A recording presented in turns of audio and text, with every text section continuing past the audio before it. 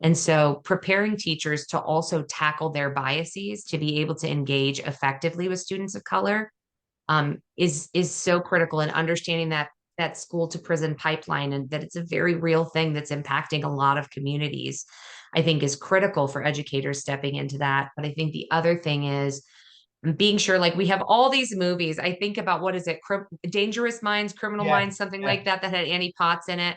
And this idea of white savior syndrome, a lot of white, young, excited white teachers who are very well intentioned they think they're going to go into a school district that's predominantly students of color, and they're going to rally these, poor, uneducated kids.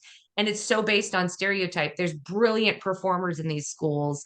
There's kids that are struggling financially. There's kids that aren't struggling financially. There's kids with great parents. There's kids without great parents. It's like any other school district. It's just you have to have an understanding of the culture and the community.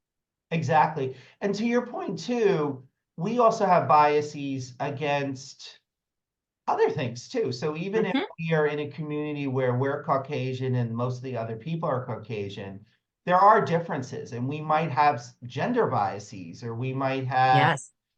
physical attribute biases. So to your point about when educators go into a new community, understanding one's own biases so that we don't propagate disequity is Mhm. important. So then on that note, Roxie, how do you recommend admin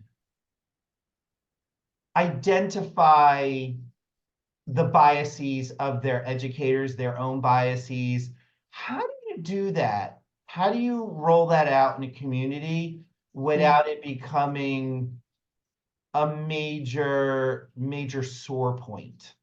Particularly Yeah. now that we see, not that we should be seeing, but we're seeing a little bit of a retreat from DEI. Mhm. How do we get communities to investigate their own biases, but in a way that's going to move the community forward Yeah. and not cause an uproar? Yeah, I think the most important thing that administrators can do is invest in the work in themselves first and model the way, right? And that can happen through our own professional development, the things we invest in. There's a book I always recommend to people. It's called Blind Spots: The Hidden Biases of Good People. And then the other piece that I think is so important is we have to remove shame and blame from the conversation of bias, right? Absolutely, there are people who are intentionally causing harm in communities, but the majority of this is something that we are hardwired for on a regular basis. If we're not confronting what we're getting all the time, all this information, then we're absorbing it. And so, how do we instead take away this idea that a certain group is the bad guy, or you're a bad guy because you have these hidden biases, and instead really focus on, you want to be the best possible version of yourself. And I know you want to be the best possible version of yourself, or you wouldn't have signed up to be a public servant and be an educator.